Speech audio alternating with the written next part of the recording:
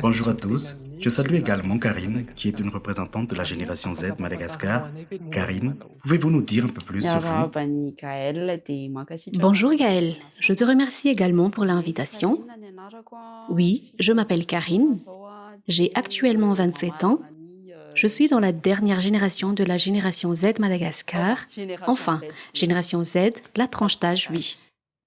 Je crois que c'est tout ce que j'ai à dire. Depuis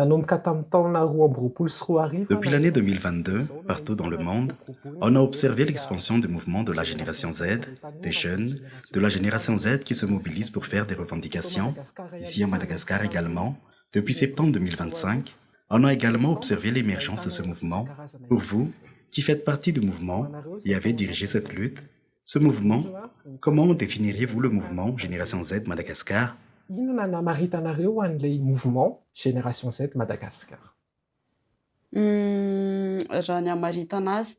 Pour la définir, c'est comme si c'est le seul, le serait-ce, le vent porteur d'espoir que l'on peut apporter pour asseoir une réforme de système à Madagascar.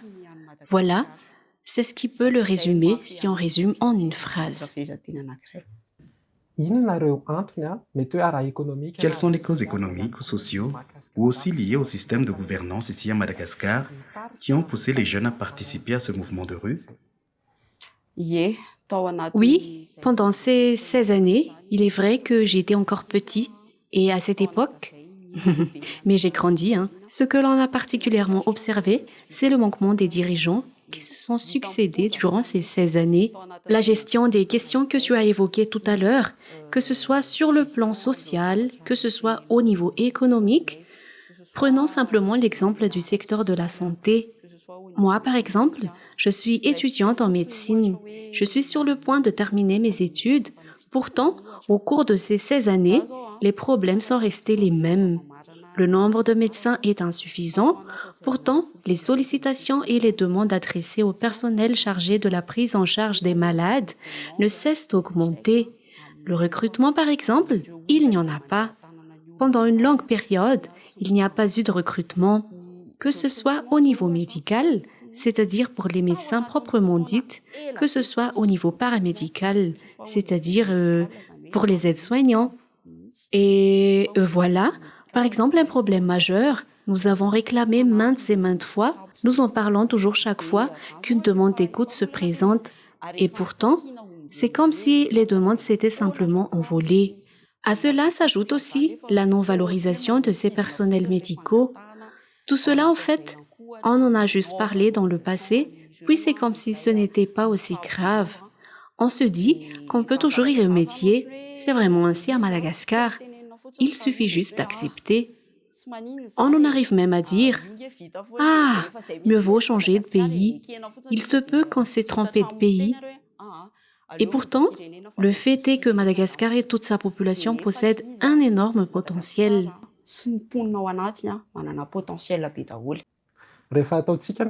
Lorsque nous faisons la comparaison avec les différents mouvements qui se sont produits ayant marqué l'histoire de notre pays, il y a celui de 1972 et tous les autres qui se sont passés après.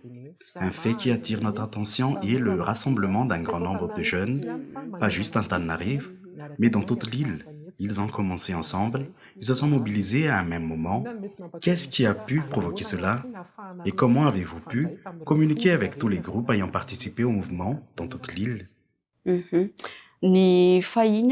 Pour tout ce qui est du passé, tout d'abord, je ne connais pas, mais c'est ce qui se passe maintenant que j'ai observé à travers les réseaux sociaux. Une vague de promotion fut menée. Ah, le 25 septembre, le 25 septembre, le 25 septembre. Je pense qu'ils ont trouvé cela. Ceux qui étaient dans les provinces ont d'abord observé quel était l'écho du mouvement du 25. Puis, ils se sont tous mobilisés pour y participer après le 25. Je pense d'abord aux réseaux sociaux, mais à part cela, la communication s'est aussi faite par d'autres canaux, par message, par appel. La communication s'est faite de cette manière, juste par exemple entre les présidents pédagogiques de différentes universités. On en avait déjà discuté pour savoir si on allait le faire ou non. C'est comme cela que tout s'est déroulé. Même entre amis, on se disait, on va le faire ici en Tanajivou. Et vous, comment vous allez le faire? Et ce qui a entraîné cela, Karine, on a également observé lors de ces événements le rassemblement de jeunes et de différentes communautés à l'étranger qui sont des Malgaches, la diaspora qui ont aussi participé au mouvement, ayant manifesté leur solidarité avec la génération Z de Madagascar. Comment a été votre rapport avec ces communautés de la diaspora malgache à l'étranger? à part ce que j'avais dit tout à l'heure concernant les réseaux sociaux, une fois que cela est publié, il est évident, lorsque la lutte est commune, ah, nous allons également nous lever, disent la diaspora. C'est à ce moment-là que les acteurs se sont croisés, je dirais. Certains d'entre nous ont pris contact avec eux, ayant une relation avec la diaspora, les ont contactés. Eux aussi, de la même manière, ils réagissaient. Ah, vous y participez aussi? Puis, ils nous ont aussi rejoints. C'est ce qui a conduit au rassemblement en gros. Depuis le 25 septembre 2025, on a observé que le développement du mouvement et l'évolution de la situation nationale à Madagascar se sont accélérés. Beaucoup de choses ont changé. En lien avec tous ces changements, quel avantage pensez-vous avoir apporté par le mouvement collectif que vous avez mené? Quelles peuvent être les limites? Et que souhaiterez-vous encore voir évoluer ou obtenir à la suite de ces mouvements et dans le cadre du changement actuel du système?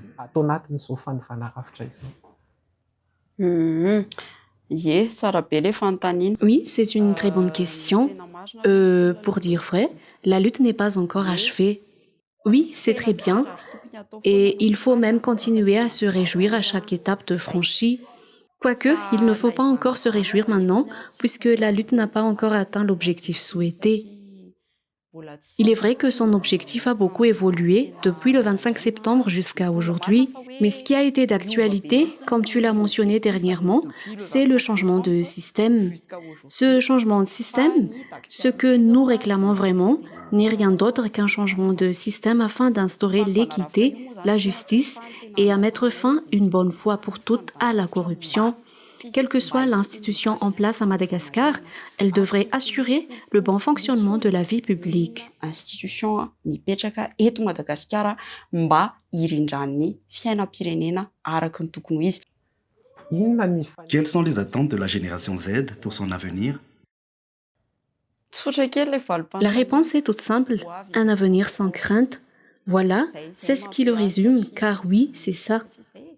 Un avenir sans crainte, c'est par exemple lorsque je terminerai mes études en tant que médecin, au moins je saurai où je vais aller et non pas finir mes études pour dire « Ah, tout compte fait, je vais étudier le commerce puisqu'il n'y a pas du tout d'argent dans la médecine. » Je le dis sans détour.